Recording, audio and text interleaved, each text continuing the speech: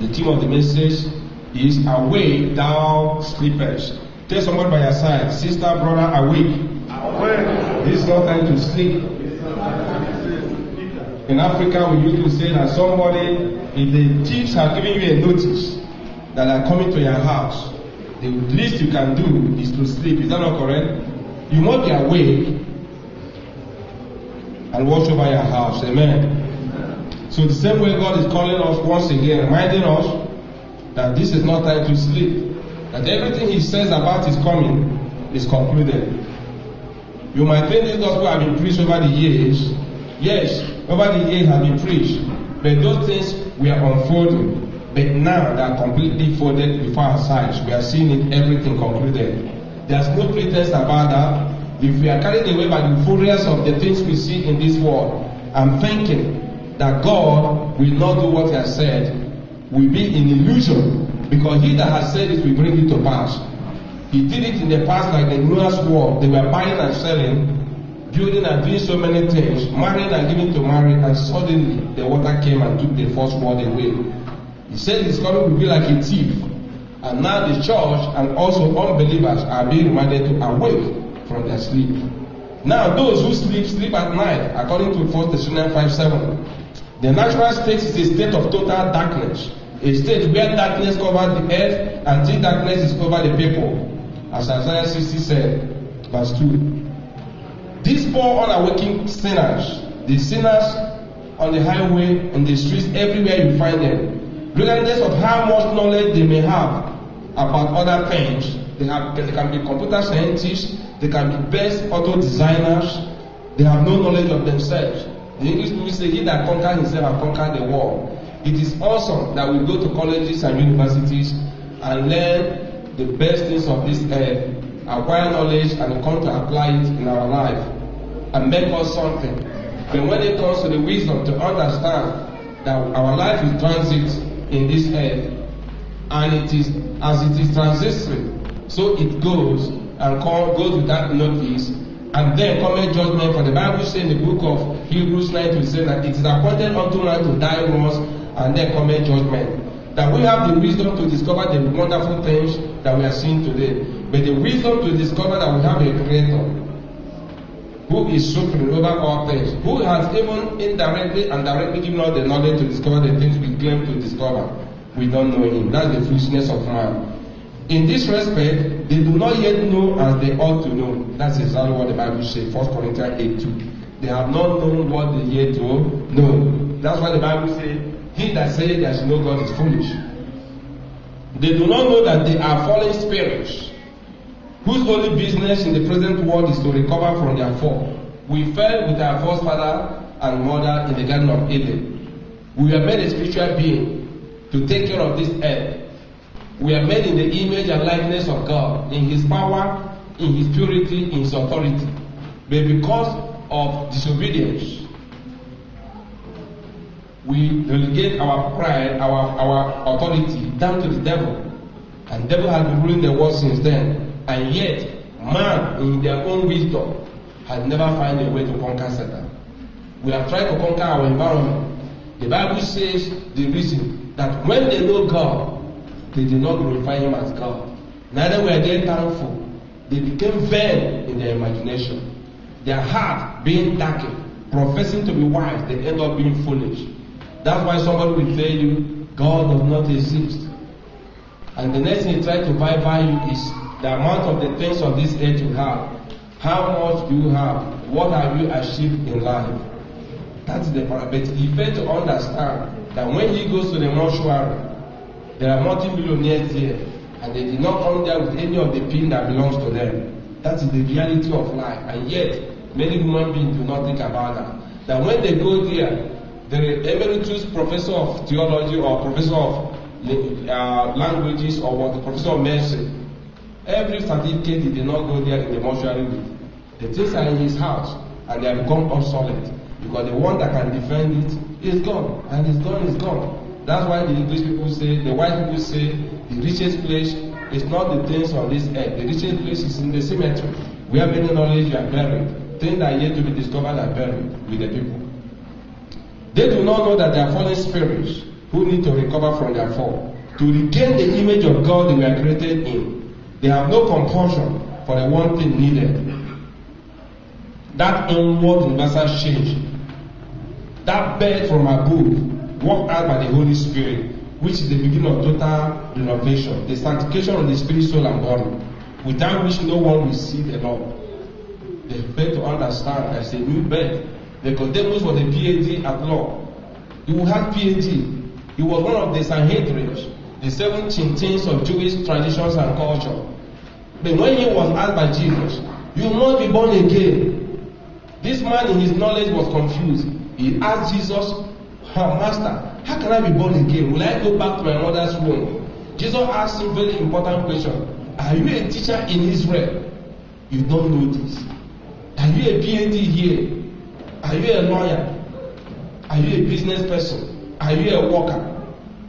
You have the skill to look for money. Do you have skill to save your soul? Because the body itself will decompose here on earth. The soul will be accountable unto its creator. The wisest one are the one that discover where the soul is going to spend eternity and walk towards that. The foolish ones spend all their time and energy on how to satisfy and gratify this body. Even this body does not announce when it wants to go. Does it announce when it wants to go? That's why English people say life is like an onion. You peel one layer and sometimes you weep. Now, this is the fourth group of unbelievers. The second group I want us to look, and this is the one that God is talking to us particularly, is the church with the believers. There is another group of sleepers. The Bible describes them as having a form of godliness. They deny the power thereof. 2 Timothy 3:5. In fact, they probably mock at this power whenever it is found as a mere extravagance and delusion. Is that not true of the church today? When we see people try to walk in the Spirit, try to live to the tenets that the Bible has provided for us, try to live in the will of God, we make a mocking of them. Even we believers mock at them. Holy, holy, holy. They are doing too much. He's doing too much. I'm doing too much. We can't have it. Everybody is a sinner. We say all different kind of things. We mock the anointing of God in that person's life. Meanwhile, the wretched self-deceivers, which we are, thank God that they are not like other people. We always try to put accolades on our own achievements. I am not a robber. I am not an evildoer. I am not an adulterer. I am married. I am faithful to my wife. According to Luke 8, verse 11. No, they do no wrong to. I do no wrong to anyone. I fast once in a while. Use all the means of grace as consistent as the church has provided. Keep to my church doctrine. Attend church services. Walk in the church. Take the Holy Communion. Even some of us try to pay our tithes. That makes us to come to say, I'm arrived. Before the eyes of people, we are living righteous. We are doing everything great. And you ask some people, they say, I don't have any quarrel with anyone. I love everybody. I go to church. God understands. I'm a good Christian. And we exonerate ourselves from our responsibility spiritually. We want nothing of godliness but the power. We want nothing of religion but the spirit of the religion. We want nothing of Christianity but the truth and life. We are just passive Christians, observing Christians everywhere we go. We know the problems in the churches, but we are not motivated to be able to start one to propagate our ideas. We know the shortcomings of many ministers of God. We know the shortcomings of many children of God who really want to walk in righteousness. We can always pinpoint where they are falling and where they are lacking or their shortcomings.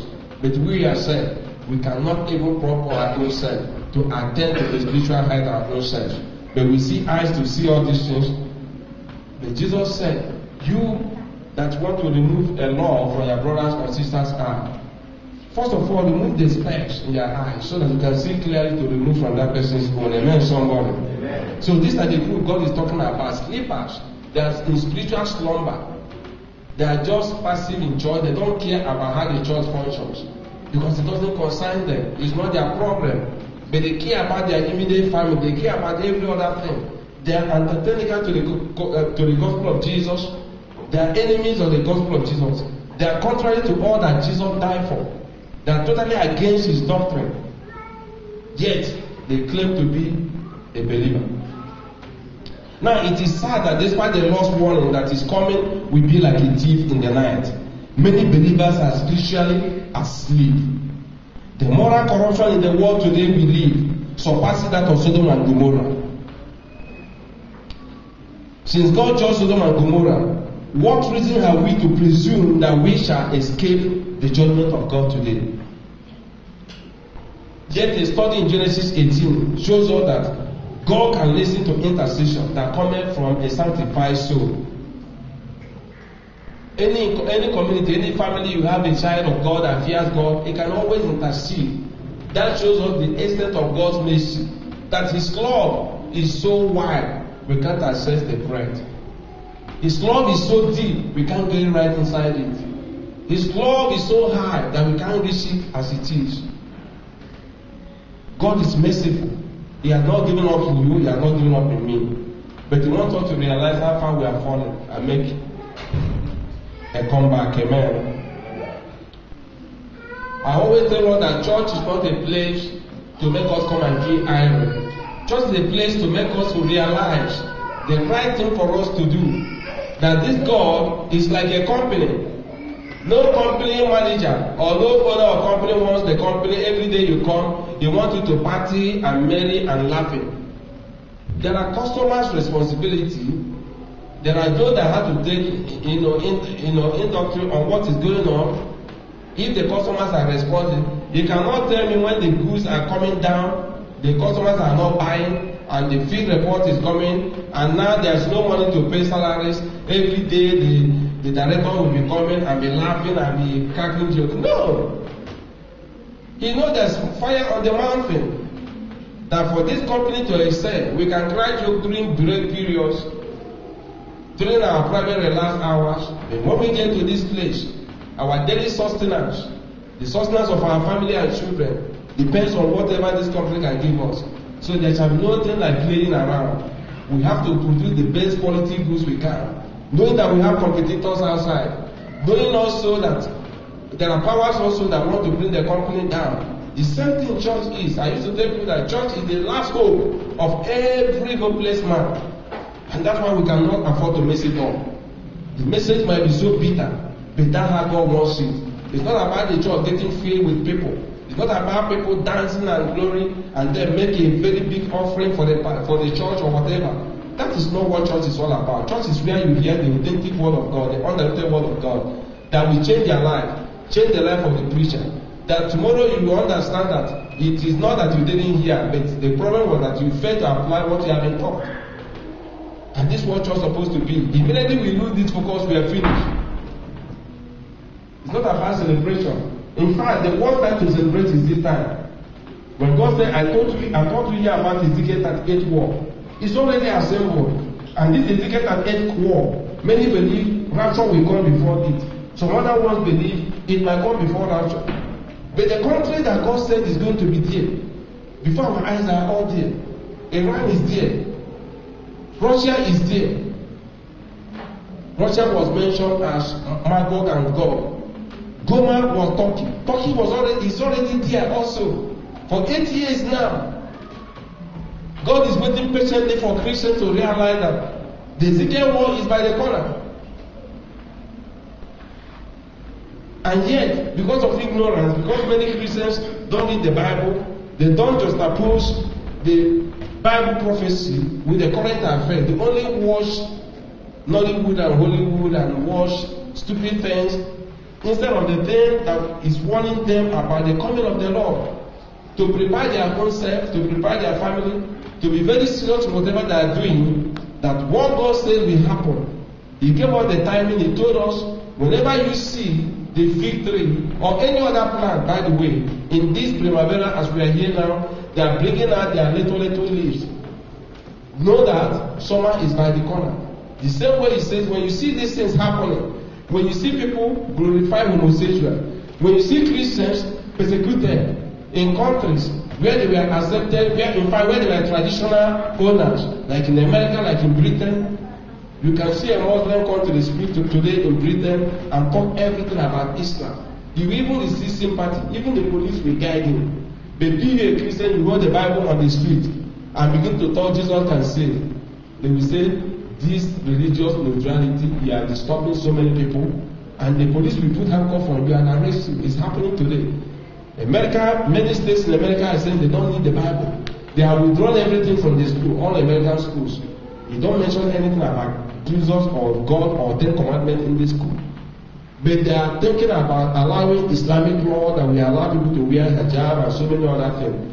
That will tell you we are in the end time. Homosexuals are now politicians recognized all over the world, contesting and winning in the houses of parliament today, all over the world. Something that is an abomination. If you wake our forefathers, they will close their 2 ears to hear things like that.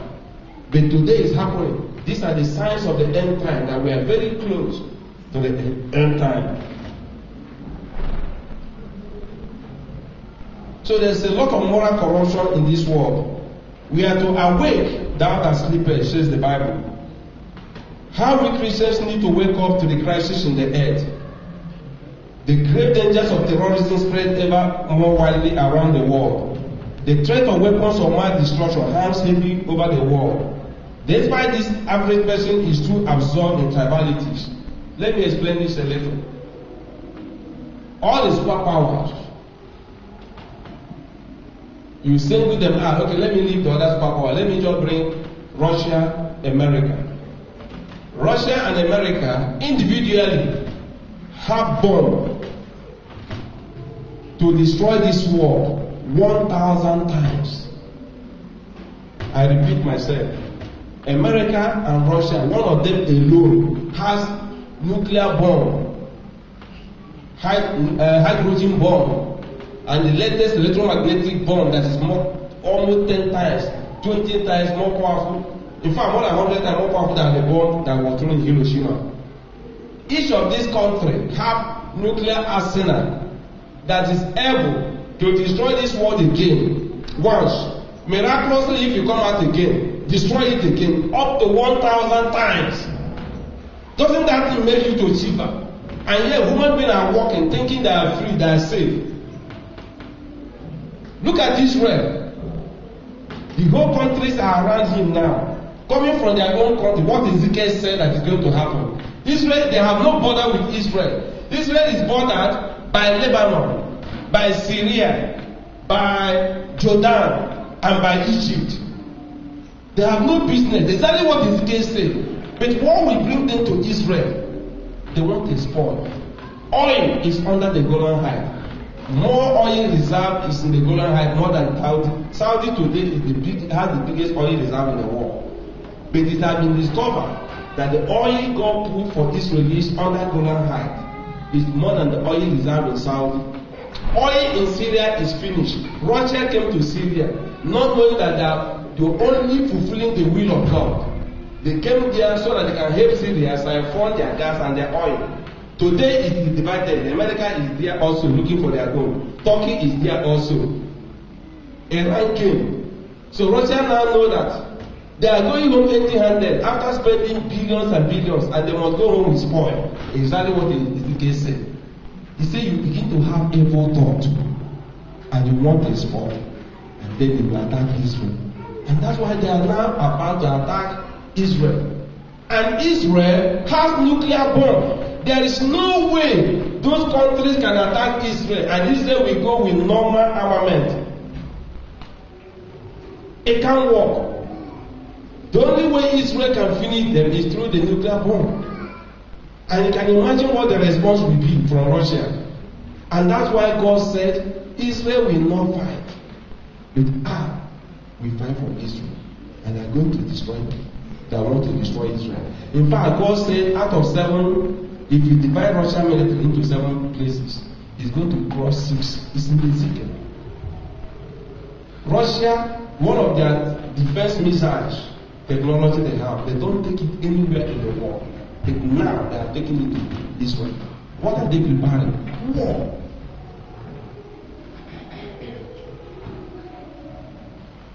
We can't sleep. The passage I'm talking about us realizing our own, fighting for our own salvation first. The men working it out with fear and trembling. We should be very cautious that the world we are living. Let me tell you, he said Israel will be at peace, and that's exactly what is happening. Israel is so prosperous today. Is the 80th most powerful nation in the world. They irrigate. In fact, the place they recycle water highest in the world is in Israel. It was an arid place. Nothing could grow there before. When they came there, when they returned in the 40s and 20s and 30s, when they started that, it was mosquito infested. They drained it scientifically. God was by their side. Today, they are net exporters of food, exporters of technology, all the high-tech, Microsoft, Net, and they are there. They are one of the creative brands you have in the world. They have the best salination plant you can think in the world. They created it themselves. Take water from the Mediterranean Sea, salinate it, desalinate it, and then shift it to their houses, and they are drinking. You can mention only a few countries that can do that, but nobody does it the way Israel do. When they take it from the sea, in the next 90 minutes, you can drink it completely desalinated. In fact, they are trying now exporting water to Sudan and other Arab countries, giving them water. Israeli bananas and all their fruits are all everywhere in the world. People are feeding on it. They are economically buoyant now. God said this is what the state of it. He said, those that return wretched in high mountains, in all the dry places, are going to flourish when this war will come. And that is the state of Israel today. They are already flourishing, so rich. Even the water we use domestically, Israel recycle their own. They are the highest in the world. Out of every water they use, 85% of it is recycled. The only country that are near them in the world that is still 1/8 chunk of Israel is only Spain. Spain is the highest in the whole Western world. Spain recycles 15% of their water that comes from their homes. But Israel is number 1, 85% in the world. So the land that was lacking in water now exports water to other places. Those are the things God can do. Amen. I read about this week a general in the Israeli army. When they are fighting to take over the Golan Heights in 1967, then the Syrians tried again to recover it in the 70s. They failed. In that war, they were given order after they have miraculously taken away the Syrian towns. The general commanding the Israeli army ordered this officer to lead his troop to the bunkers of the Syrians and get those generals liquidated. So he marched. He entered into a bunker after they had bombed the bunker, and then he saw a human being coming with doors covered, but with gun to shoot. And immediately a dove came inside the cave and perched on his shoulder. He cocked his own gun. He said, "What is this there?" So he removed it, thinking it's an arrow. He removed the bed. The bed came to his left and stand. So he just ignored the bed and he began to imitate all the people there. By the time he finished, he went outside the cave. The bed followed him, stood on his shoulder. So he did his hand like this, and the bed came to his hand. He looked at the bed. He looked up. He couldn't understand. Then what he did was that the soldiers around him, all of them were marveling at the bed. They decided to keep the bed. And the bed was with them day and night. Normally, don't sleep in the night. He said this bed will not sleep. He was following them to the battlefield, followed them back. He continued on the 10th day when the officer commanding called him that they should come back to Israel. The task is finished. He said immediately he commanded his voice, and the armor tanks, they revised it. Instead of facing the east, that is Syria, where they have been fighting, immediately they turned to face the west. The dove disappeared. And all the old soldiers broke down in tears and said, "The God of Abraham came as a dove to deliver them." I'm only trying to share with you, brethren, the hand of God upon Israeli kingdom. That God said, "Pray for the peace of Jerusalem, that they shall prosper and love her." If you want to know God's clock and plan for man, look at Israel. Anything you see happening there, know that whether God is coming or not coming, every plan He has for man has to do with Israel. It is just like a dot. In fact, if you make a map of the world, Israel is like a dot. There's not even a place to write Israel. But yet, all the powers that rule this earth have targeted that place. You're supposed to ask yourself why. Assyrian Empire, well, they took the northern Israel they took them into bondage and enslaved them into captivity. Babylonian Empire, the remaining part of Israel, which is Judah, came under Babylonian attack and they were taken into captivity. When Alexander the Great, the Persia and the Medians were the only people that showed little love to the Israelites by allowing them to return and rebuild their temple. Yet they showed interest in Israel because God only made them to do that. When the Greek Empire came through Alexander the Great, they settled also in Israel. When the Romans came, they settled there. So why can't you ask yourself, what of all the big places in the world? Why can't they go there? Israel is just a dry land. Why are they interested? Because God has a plan that Israel will remain at the focus of the world, and every power will be there for them to advance their satanic causes until He will come down to establish His own righteous government. Amen. Now, our Lord foretold the listless, unknowing attitude and the multitudes when He comes to the earth again, that the church will be asleep. But as the days of Noah were, so shall also the coming of the Son of Man be. For as in the days that were before the flood, they were eating and drinking, marrying and giving in marriage, until the day that Noah entered into the ark, and knew not until the flood came and took them all away. So shall also the coming of the Son of Man be. Matthew 24, 37 to 39. That great deluge that happened during the time of Noah is what God is warning us, and that is the state we are today. Today we are surrounded. The more we try to have privacy, the more we are surrounded and bombarded by electronic gadgets. Before, television is only at the comfort of you sitting with your wife and your children and you are watching television. Now they have made it a mobile. So TV is following you everywhere you are going. You've seen people looking at their messages. You didn't know they are driving again. They have lost consciousness and they die. There are so many things that are happening. People are listening to their phone. So Satan himself is going in these things to help people destroy their lives, to help Christians get off from the face of God. Today, to carry Bible, it has become anachronistic. It is old-fashioned. Today, everybody is carrying mobile phone, but they don't know that the battery can die. And then you are asking, let us open to Genesis. Behold, Satan has killed their battery. They are opening it, no battery. A minister of God has prepared a message to our church when we were in Canada Parish. None of you did know. None of you people did not know what happened. He was talking of hell because everything, the computer was open, but everything gone. Everything gone. Me self, I didn't know because he was very smart to read it. I didn't even he closed it. Me, I was surprised and say, all of God, what did happen? I forgot him. Because I know that he's preaching without a note. But he left it to, he preached and finished. By the time we got to reflect, we say, what happened? No. I say, what happened? He said, every message I preached, he wiped away. You don't see anything. Praise the Lord. And that's why I sit there, believers, I humbly say it, the old-fashioned Bible is the way. Amen, somebody. Whether they take light to, whether they do anything to this one, if they take light, I can find where light is, open it. Whatever that's happening, you hold your Bible. Forget this phone something. Amen, somebody. Forget the iPad. In fact, today night, before iPad was a novel, people will carry it. Before they even finish, Android came. You can never get satisfied. Amen, somebody. So be wise to seek the word of the Lord.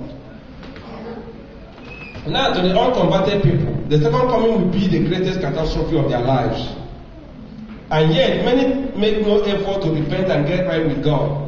The people as a whole seem indifferent to the dark and the stark danger that confront our world today. God spared not the old world, and turning the cities of Sodom and Gomorrah into ashes, condemned them with an overthrow, making them an example unto those that after should live ungodly. It's a warning. I tell people that I don't talk about nuances of people today, their lifestyles, their modernistic stupidity, that they said man and man can marry, woman and woman. Let people, the Bible says, let things that is unjust continue to be unjust. Let everybody live the life they want. I only have the privilege in the pulpit of God to tell you, my children, the gospel truth, undiluted word of God. But the way we live outside, we are responsible for our own, because we not say we did not hear that gospel. The way it treats you, that is the way it treats me. Because I always tell you that sin is very sweet. The word of righteousness is very difficult to so many people. But immediately you have the Spirit of God and you have that determination to live, it becomes a very sweet journey. Now, many people are religious, but we have divorced religion from righteous living. Nobody wants to live righteous. We just say God is good. Today our churches are filled with people who are working for miracles, and we pastors are helping them also, talking about sin and unseen. You know, even the one God did not tell us we speak. We are wrong when God did not ask us to run. At the end of the day, the message is, diluted just to catch the heart of the people. But at the end, the Bible says vanity upon vanity. Vanity upon vanity. The big preacher, one day will lie in the state and is gone. All the money. In fact, the reality I begin to think about in life is everything we've cherished, the gold, we still leave it here. Generation that will come with the Lord and we still use it. You don't eat it. The money that people break their heads for is paper. Nobody eats it. Only what we can buy.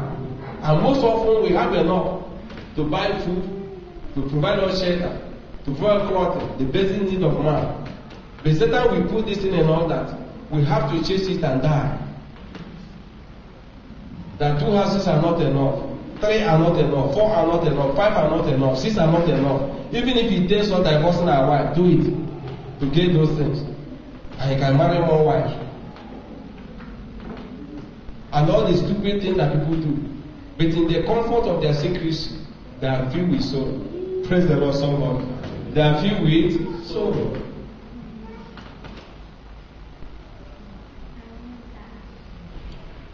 One will be reminded that Isaiah also warned the children of Israel in his own time in this way. He said, our sinful nations, a people laden with iniquity, a seed of evildoers, children that are corrupters.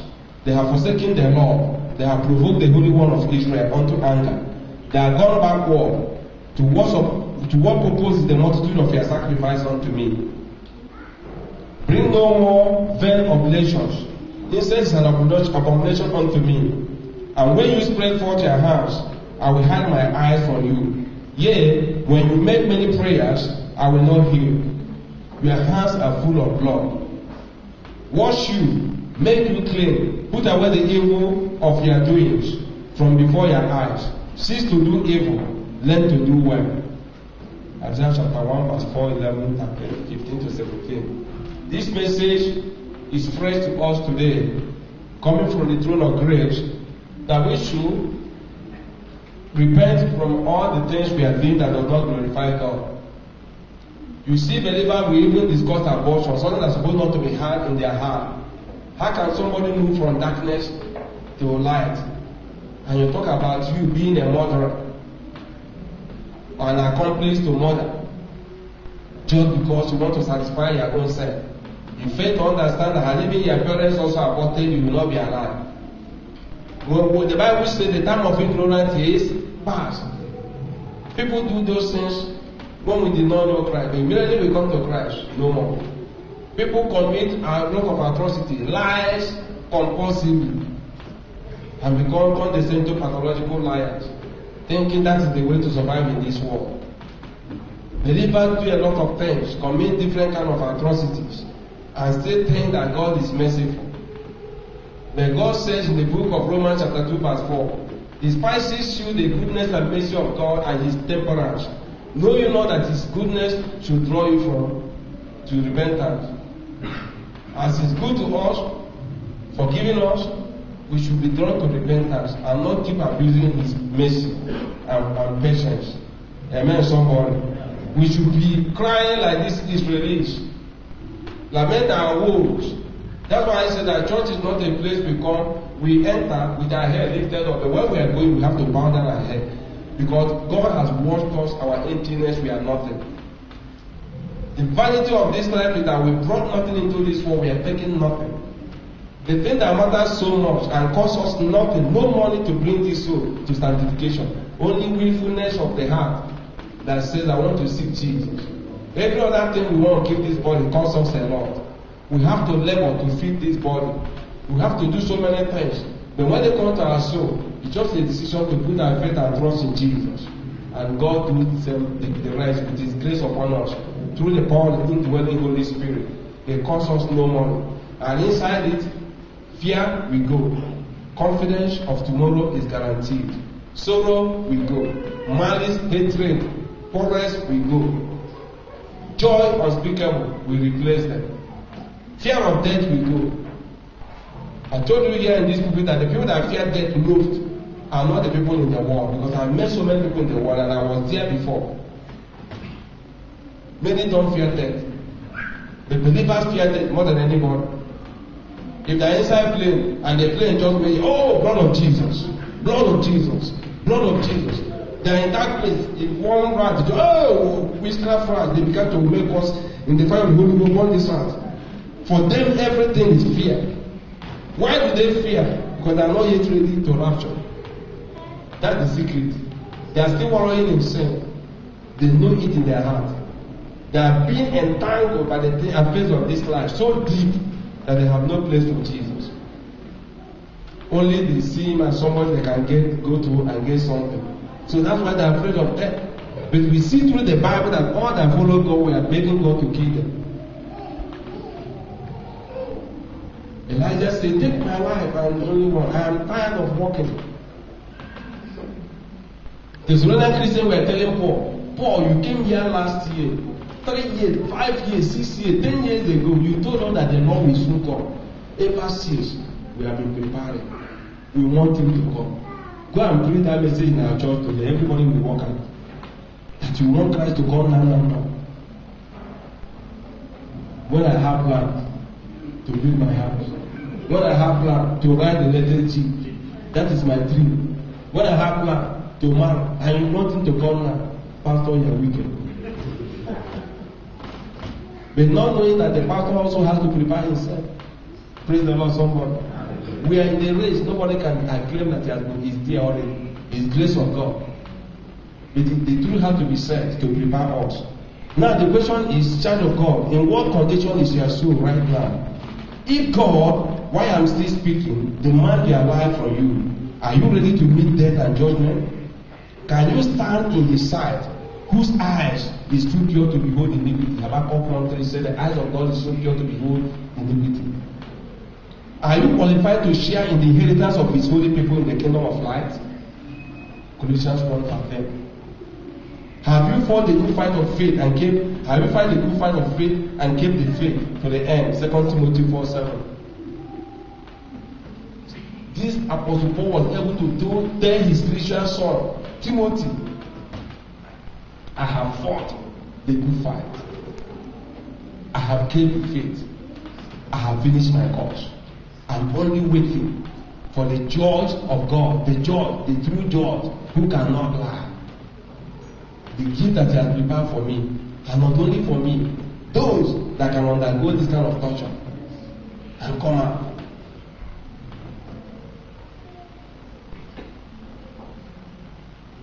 So the primary need today is repentance and a return to God and His Christ and His word. Amen.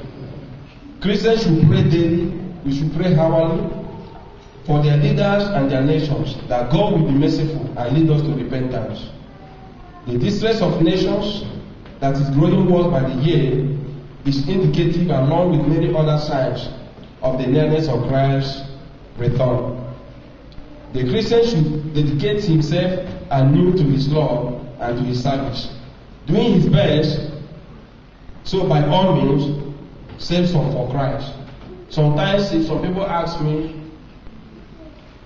Pastor, how can I prepare myself? I need prayers, I need assistance, I tell the person that you don't need any prayer, you don't need any assistance. All you need is your own personal decision and willpower. Just turn around. The way you plan to make euro and succeed is you enter Europe. Turn that plan, use another plan again. The way I can succeed for my soul. Use the wisdom you use in looking for Europe. Use it and apply it to your own, for your own soul. You will succeed. Because nobody teaches you how to look for Europe. But when it comes to show the way of the Lord, you want somebody to teach you. If you are wise to look for Europe, be wise again to look for the way of the Lord. That is the way. It's very simple. You cannot be sitting at the comfort of your house and be counting Europe. One pastor said, the pastor Ashimo, he said, he just, after coming back from work, he just eats. After eating, he just become full. He don't know if I'm busy doing something. He pastor pray for me. He said, pray for yourself. Pray for yourself. We can't be wise doing all these things when it comes to the thing that has to do with our spiritual mind, with our eternity.